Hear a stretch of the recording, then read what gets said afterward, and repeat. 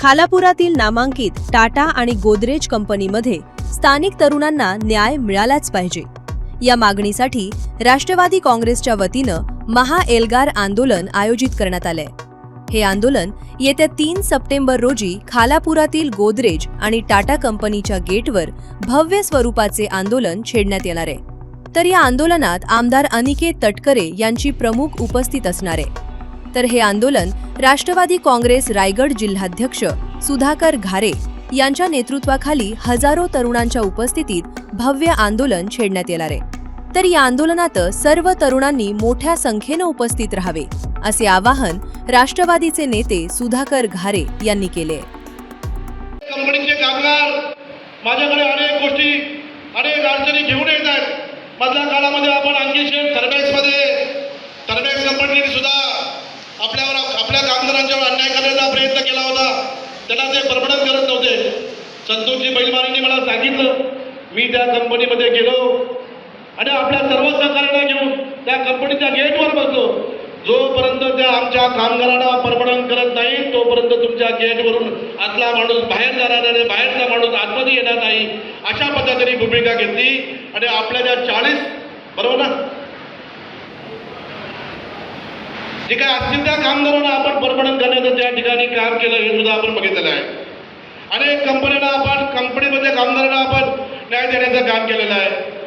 आता आपण पत्रकार बंधूंच्या माध्यमातून मी आपल्याला सांगेल का टाटा कंपनी असेल, गोदरेज कंपनी असेल, या कंपन्या तालुक्यामध्ये अगदी प्रामुख्याने मोठ्या कंपन्या आहेत। या कंपन्यांच्या मध्ये अशोक शेट्टी सांगितलेली थोडी माहिती मला दुरुस्त करायची आहे। भरत भाईंनी सांगितलेली माहिती मला थोडी दुरुस्त करायची आहे। कर्जत आणि खालापूरची दोन्ही तालुक्याची मुलं त्या तुमच्या गोदरेजमध्ये आणि टाटामध्ये काम करत आहेत। त्यामध्ये कर्जतची कमी आहे, खालापूरची जास्त आहे हे म्हणून आपल्याला चालणार नाही।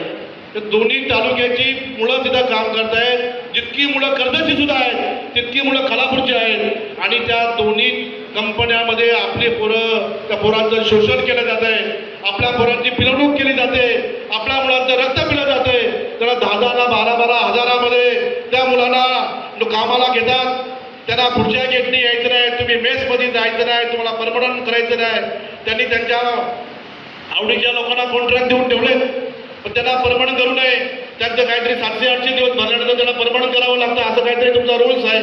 तर त्यांनी काय केलंय, पहिली वर्ष सुद्धा भाऊंच्या कॉन्ट्रॅक्टमध्ये टाकायची, दुसरी वर्षी राजेश भाऊच्या कॉन्ट्रॅक्टमध्ये त्याच मुलांना टाकायची, तिसऱ्या वर्षी आप्पांच्या कॉन्ट्रॅक्टमध्ये त्याच मुलांना टाकायची। आणि त्या मुलांना फक्त त्यांचं शोषण करायचं, त्यांना परमनंट करायचं नाही।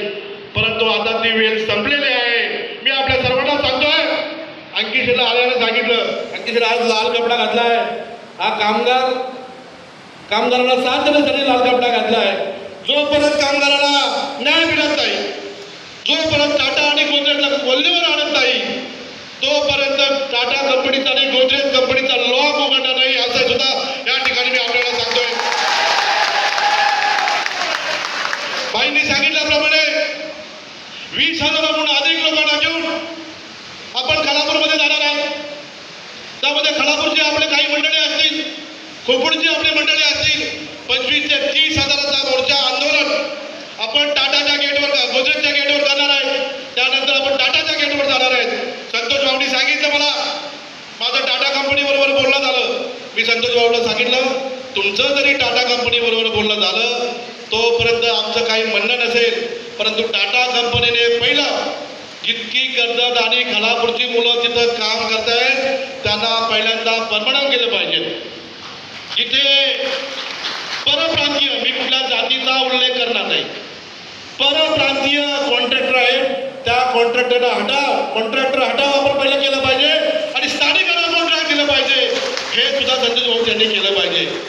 त्यानंतर होणाऱ्या भरतीमध्ये 80% स्थानिकांना प्राधान्य दिलं पाहिजे। त्या ठिकाणी येणारे उद्योगधंदे असतील त्यामध्ये 50% उद्योगधंद्यामध्ये स्थानिकांना प्राधान्य दिलं पाहिजे, असं लेखी पत्र त्यांनी घेऊन यावं। उद्यापासून आमच्या लोकांना परमनंट करायला सुरुवात केली तरच आम्ही टाटा कंपनीच्या तुमच्या प्रस्तावाचा विचार करू। परंतु जर असा चुकीचा प्रस्ताव त्यांनी आम्हाला देण्याचा प्रयत्न केला तर टाटा कंपनीच्या समोर सुद्धा आपण त्याच पद्धतीने काम करणार आहे। आज आपण बघितलं असेल अनेक कामगार आमच्याकडे रोज येतात, 100 200 कामगार येऊन बसतात. ते रडतात, भाऊ मला 16 वर्ष झाली, भाऊ मला 10 वर्ष झाली, भाऊ मला 8 वर्ष झाली, आम्हाला 12,000 पगार आहे, आम्हाला 14,000 पगार आहे. आणि मधल्या काळामध्ये आपले त्या परिसरामध्ये ठेकेदार आले. त्या ठेकेदारांनी सांगितलं, भाऊ आम्हाला रोजगार आहे. मी त्यांना विचारलं, अरे बाबांनो, तुमच्याकडे किती पोरं कॉन्ट्रॅक्टमध्ये आहेत? त्यांची मी लिस्ट काढली. याच्या कॉन्ट्रॅक्टमध्ये 50 पोरं, त्याच्या कॉन्ट्रॅक्टमध्ये 30 पोरं, याच्या कॉन्ट्रॅक्टमध्ये 20 पोरं, अशी सगळ्यांची मिळून 400 पोरं यांच्या कॉन्ट्रॅक्टमध्ये आहेत अप्पा. आणि तिथे कामाला असणारी मुलं 4,000 आहेत. मी बोललो, तुम्हाला कॉन्ट्रॅक्ट पाहिजे, तुमचा ठेका बंद नको व्हायला, तुम्हाला 800 मुलांचं कॉन्ट्रॅक्ट घ्या, पण बाकी 3,000 मुलांना परमनंट करा. आमचं ठेकेदाराच्या विरोधात आंदोलन नव्हतं अप्पा, पण ठेकेदार जर चुकीच्या पद्धतीने वागत असतील, ठेकेदार जर चुकीच्या पद्धतीने कंपनीला सपोर्ट करत असतील, तर आमचं आंदोलन हे ठेकेदारांकडे सुद्धा बोलेल. हे सुद्धा आपल्याला या ठिकाणी आपल्याला मी सांगू इच्छितो. अनेक ठिकाणी तिथला सरपंच माझ्याकडे आला, आमच्या गोदरेज कंपनीच काय, तुम्ही गोदरेज कंपनीलाच का पहिलं टार्गेट केलं? तर पहिल्या या तालुक्यामध्ये जर मोठ्या कंपन्या कुठल्या असतील तर गोदरेज आणि टाटा कंपन्या आहेत. त्या कंपनीमध्ये 3-3, 4-4 हजार लोक कामं करतायत. त्या 3-3, 4-4 हजार लोकांना टेम्परवरी काम करतायत. तर मला वाटतं कर्जतमध्ये त्यामध्ये 2-3 हजार मुलं असतील दोन्ही कंपनी मिळून, आणि 2-3 हजार मुलं खानापूरची असतील. जर आज आपल्या तालुक्यात 2 तालुक्या मतदारसंघामध्ये सुरेश पाटीलजी 5-6 हजार मुलं जर परमनंट झाली, तर आपल्या तालुक्यामध्ये 5-6 हजार कुटुंब सक्षम होतील ना. जर आपण बघितलं 10,000 रुपये पगार मिळाला, आता स्मार्ट मीटर लावले, स्मार्ट मीटरचं बिल येते 4,000, मुलांना पगार 10,000. मग ती मुलं विलास नसताना कोणाकडे तरी व्याजी पैसे घेणार, इकडून तिकडून स्वतः कर्जबाजारी होणार, मग कोणतरी घरातला माणूस आत्महत्या करणार. याला जर कारणीभूत कोण असेल तर टाटा कंपनी असेल, याला जर कारणीभूत कोण असेल तर गोदरेज कंपनी असेल. जर आज 15 वर्षापासून या कंपन्या इथे आलेत, आज संतोष भाऊ तुम्ही सुद्धा तुमच्या सुद्धा नावाचा उल्लेख तिथे झाला का संतोष तिथे सरपंच आहे, पण संतोष सरपंच जरी असला तर आम्ही संतोषचा विचार केला नाही. तो आमचा पहिला तालुका अध्यक्ष आहे, सरपंच नंतर आहे, आमच्या पक्षाचा तालुका अध्यक्ष आहे.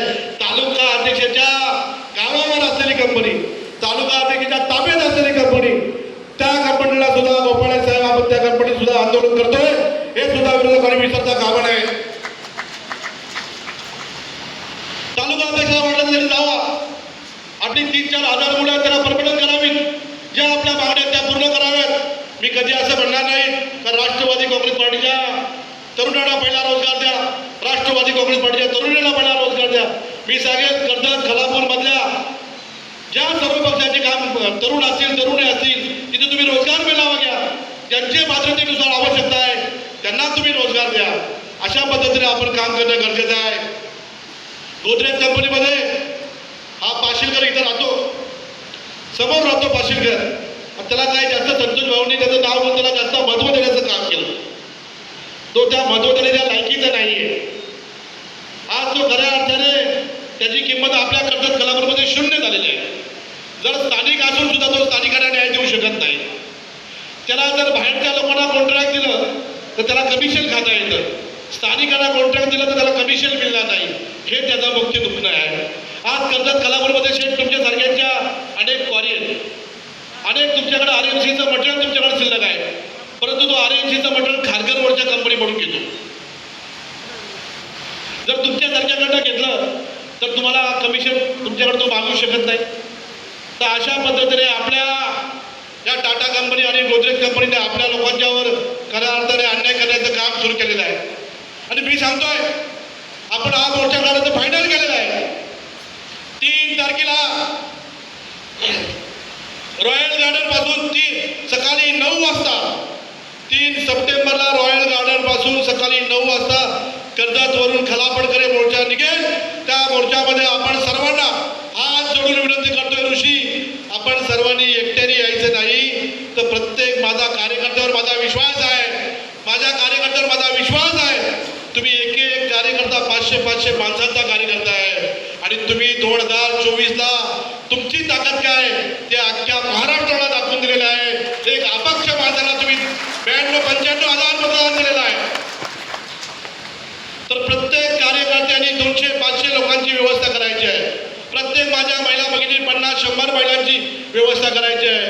आपल्याला जाण्यासाठी आपल्या पक्षाची जी भूमिका आहे, दीपक शेठ असेल, संतोष असेल, जे दोन्ही तालुका अध्यक्ष असतील आणि आपण जी या आंदोलनासाठी जी कमिटी तयार करतोय, या कमिटीचे प्रमुख असतील, त्या प्रमुखांच्या माध्यमातून आपल्याला खालापूरमध्ये धडक मोर्चा पहिला गोदरेजच्या गेटवर 10:30 वाजता पोहोचायचं आहे. मला आता तामवाडीवरून फोन आले, वडवलवरून फोन आले. मला बऱ्याच महिला भगिनी माझ्याशी बोलल्या, भाऊ तुमच्या आंदोलनामध्ये आम्हाला अगदी JCB लावून आम्हाला फुलांचा वर्षाव करून स्वागत करायचं आहे. अनेक वर्षामध्ये कामगारांसाठी कुणी आवाज उठवला नाही. आजपर्यंत अनेक लोकांनी फक्त ठेके घेतले, अनेक लोकांनी फक्त स्वतःची पोळी भाजली, परंतु कुठल्याही 4 पोरांना परमनंट केलेलं बघितलं नाही. जे आता लोकप्रतिनिधी आहेत त्यांचं सुद्धा टाटामध्ये कॉन्ट्रॅक्ट आहेत, त्यांचं सुद्धा गोदरेजमध्ये कॉन्ट्रॅक्ट आहेत. आपल्याला थोडी जनाची नाही तर मनाची थोडी लाज वाटली पाहिजे. आज आपल्या कर्जत खालापूरचा तरुण नोकरीसाठी तडफडतोय, नोकरीसाठी जीव काढतोय. अनेक तरुणांना रुपयाची नोकरीसाठी बाहेरगावी जात असताना, पुण्याला जात असताना, मुंबईला जात असताना, तुमच्या वाशीला जात असताना, बाहेरगावी जात असताना त्यांना जीवाला मुकलेला आपण बघितलेलं आहे. मधल्या काळामध्ये आमच्या कर्जत पहाडामधली एक मुलगी स्टेशननी ट्रेननी आपल्या रोज नोकरीसाठी प्रवास करायची. आपल्याला कर्जत खालापूर खोपोली आपण सगळ्यांनी ताकद लावायची आहे. तुम्हाला सगळ्यांना ताकदीने अगदी या आंदोलनामध्ये भाग घ्यायचा आहे.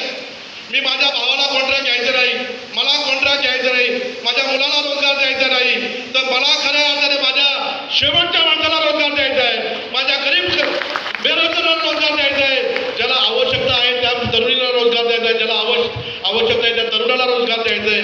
यासाठी प्रामुख्याने आपल्याला काम करायचं आहे. आपण आमदार नसलं म्हणून काय झालो, पण आपण लोकशाहीच्या माध्यमातून आपल्याला या आंदोलनाला सामोरं जायचं आहे. आणि खऱ्या अर्थाने या कंपनीला आपल्याला जाब विचारायचा आहे. जोपर्यंत आपल्याला न्याय देणार नाही तोपर्यंत गोदरेजच्या गेटचा लॉक आपण उघडणार नाही. जोपर्यंत आपल्याला न्याय मिळणार नाही तोपर्यंत टाटाच्या कंपनीचा आपण लॉक उघडणार नाही. हे सुद्धा आपल्याला सर्वांना लक्षात ठेवायचं आहे. महिला भगिनींना सुद्धा सांगतो, मी सर्वांना विनंती करतो, सर्वांना आवाहन करतो का मी माझी पत्रकार परिषद घेतली तेव्हाच सांगितलं, माझ्या शेवटच्या माणसांची आहे ही पत्रकार परिषद, ही सर्व पक्षांची आहे. आणि मी तेही सांगितलं होतं, आजची तारीख फायनल झाल्यानंतर मी सर्व पक्षांना माझ्या तालुका अध्यक्षाच्या लेटर याडवर त्यांच्या साईननी सगळ्या पक्षाच्या तालुका अध्यक्षाला पत्र द्यायचं आहे.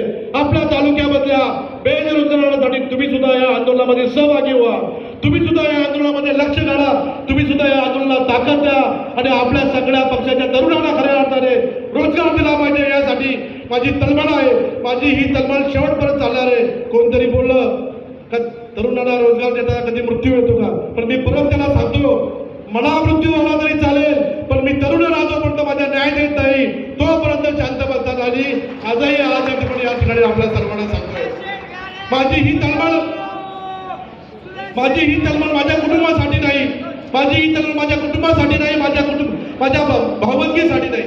जर कधी तुम्हाला असं ऐकायला आलं का सुधाकर भाऊंनी या कंपनीमध्ये कॉन्ट्रॅक्ट घेतलंय, सुधाकर भाऊला या कंपनीमधून 2 पैसे येतात, ज्या दिवशी तुम्ही मला फक्त सांगाल त्या दिवशी राजकारणामधून मी निवृत्त होत नाही. कधी राजकारणामध्ये पाय ठेवणार नाही, कधी राजकारणाचा व्यासपीठावर येणार नाही. मला माझ्या आई वडील असतील, माझा भाऊ असेल, माझा कुटुंब असेल, यांच्या माध्यमातून आम्ही सर्वजण सुखी आहेत.